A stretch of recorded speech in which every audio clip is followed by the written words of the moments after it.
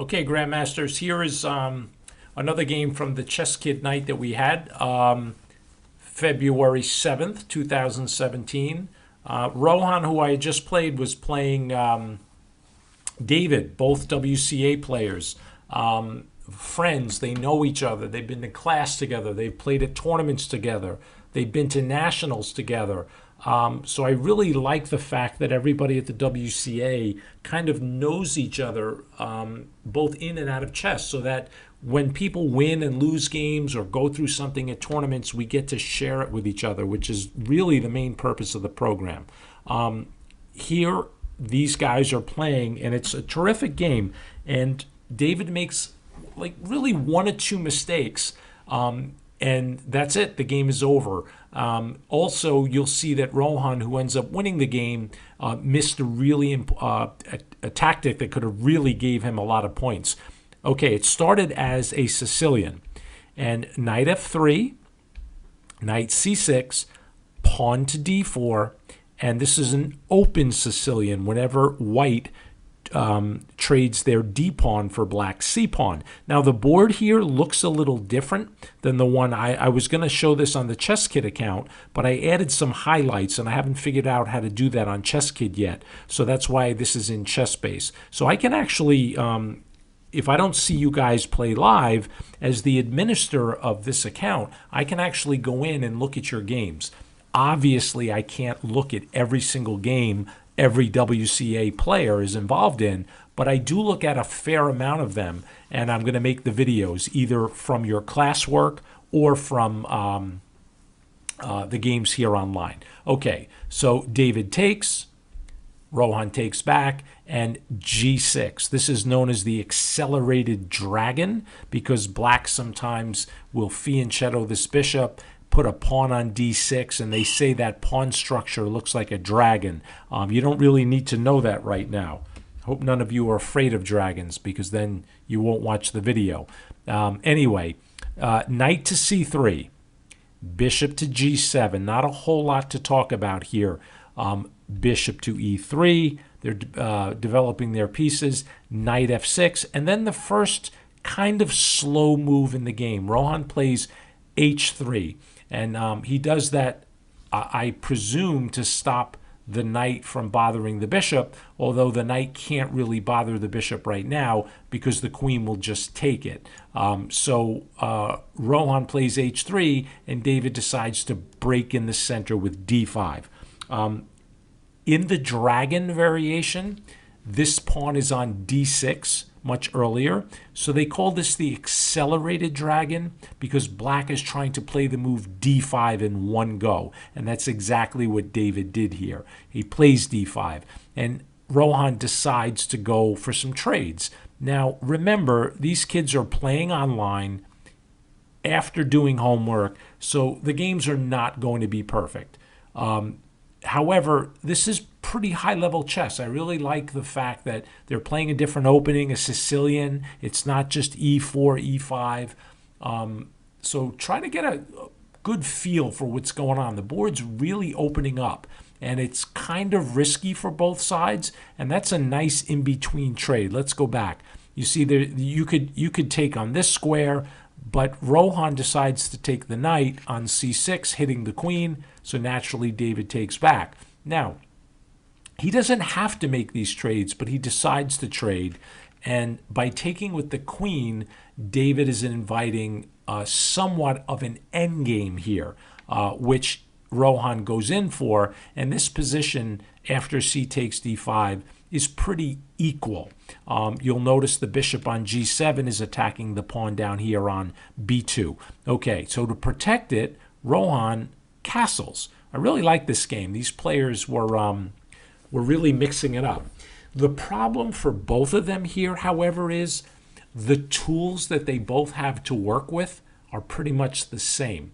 They have an equal number of pawns, although the structures are different, but they both have a pair of bishops. So it's not like you have a bishop versus a knight. You can try to mix something up.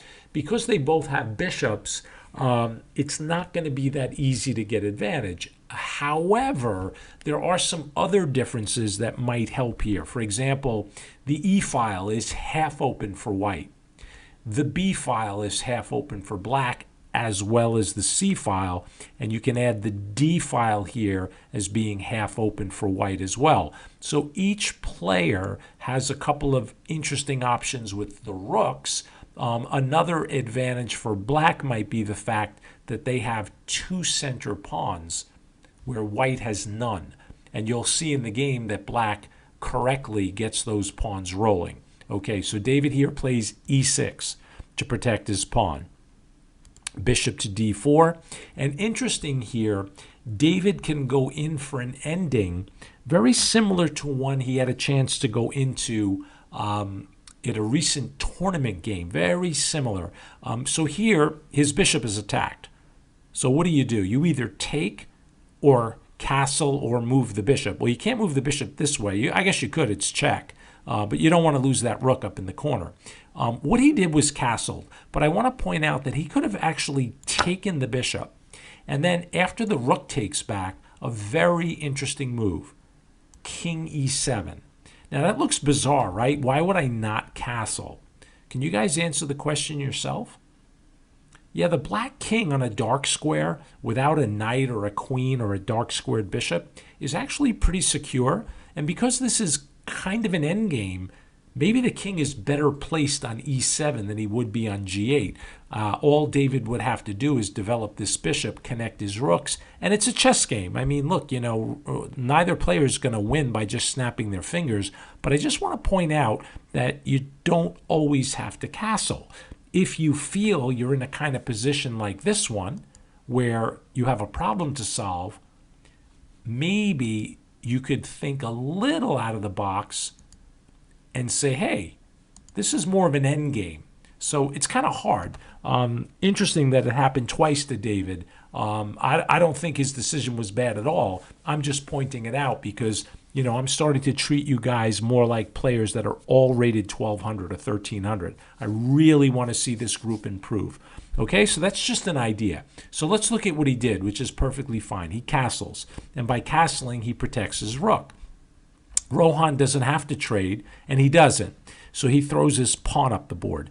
Now by playing h4, that's a kind of a cool idea to open the h-file, but with the queens off the board and with the dark square bishops ready to get traded, there probably is not going to be a checkmating attack here.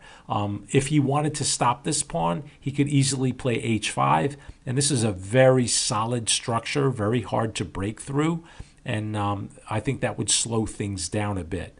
Okay, instead, I really like what he did as well, is he pushed his central majority. He has two extra pawns in the middle, and he's using them, and he's pushing Rohan's bishop back to e3. He could have pushed further with d4, and I just want to show you one cool idea. Let's say the bishop goes to g5, not to get attacked. I wanted you to take a look at the move bishop f5. Now you see why? You see the highlights I put on? You're putting pressure on this pawn on c2, and you might be able to follow that up, obviously, by putting one of your rooks on the c-file. And to prevent that, Rohan might play bishop d3. And I want to point out that if you continue with your idea, let's say even the f rook, maybe so that this bishop doesn't bother that rook, some of you might be concerned with the fact that Rohan can smash the pawns in front of the black king. But I want you to see and understand the difference here. By making this trade, look, it's true. The f pawns are double now. You see these two doubled f pawns, but the g file cannot be used by white yet, and the g pawn sort of becomes part of this huge cluster of pawns in what part of the board? In the center. And if you put this on a computer, you'll see that the computer thinks black is just fine here. It's a game. You know, David has central pawns to work with, and Rohan's going to have to battle those pawns. If the pawns get traded, then these pawns up here could be very weak in the endgame, but, you know, they have to be traded. let me put on a highlight for you. You see every one of those squares that I lit up? Black has pawn control over every one of them. So that's, what do we have here? 6 different squares. That's a lot of territory that those pawns control. So that structure, it would have been pretty cool, with the move bishop f5 in this position. But let's go back. So bishop to b7, and Rohan continues with h5. And here David decides to play e4, putting the pawns on light squares. He could have pushed with d4, and then a similar idea, bishop here, and then maybe again the rook on f8 to c8 to bother this pawn down here on c7. Okay, really a very high-level game. I'm very impressed with all of your games. Have been terrific. So anyway, he decides to push the e pawn down the middle, and Rohan, I like this move, creates this pawn wedge up here on the 6th rank, attacking the bishop. David correctly keeps it very active, and then Rohan decides to trade off that active bishop, and then David says, no way, if you take me, I'm going to put another pawn in the middle. So I like the fact that these guys are keeping some tension, and they're both playing with ideas. So g3 was played, and then move rook f to e8. So far, so good, right? Okay. King b1, getting off the c-file line, and now rook a to c8. Okay, all looks pretty good.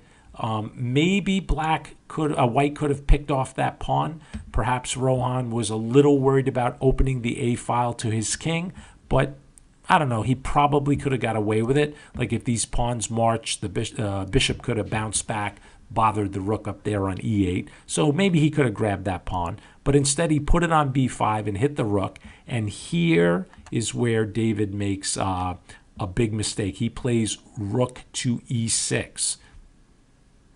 Now after rook e6, you have to be really, really careful here because of the fact that the 2 rooks, let me just put a highlight there, are on the same diagonal. So after rook to e6, Rohan plays here bishop d7 and forks both pieces. Okay, David is in trouble here, but he makes it worse. He played bishop takes d4, and in this position, Rohan took back because he knows he's going to win one of the rooks. The rook dropped back, and Rohan took a rook. But let's go back here. There's a tactic. So after this position, as soon as the rooks get forked, when David takes, what should Rohan do? That's right. Before taking the bishop, he should take the first rook, check. And then when the king moves, then he takes the second rook. And the problem for black is both bishops are being attacked. There's not much you can do. For example, if you take the bishop up there, Rohan just takes back, and it's 2 rooks against the bishop, and that's not going to work out. Okay, so let me just show you the end of the game, not the whole game, just to a certain position here. So the rook dropped back, he took off a rook, the other rook came, and now it's 2 rooks against 1. Rook f1 didn't work out too well. It just got attacked. The rook moved. And I just want to speed up a little bit and take you to this position, bishop b7, where Rohan played the move c4, which is really nice. It sets a trap, or it gives black a chance to trade off rooks. Like, I don't think Rohan would mind if these rooks come off, even if it cost him a pawn, because it's going to be a rook against that bishop, and this is a winning position. However, after c4, if you take with the pawn, you lose the bishop at the top of the board. Can you guys see the trick? Yeah, rook d8 check, king f7 only move, and then a fork. And that's pretty much going to do it. Okay? Listen, I'm not going to show the rest of the game, but I will be showing much, much more every single week. Okay? Make sure you come online, play the games. Awesome job.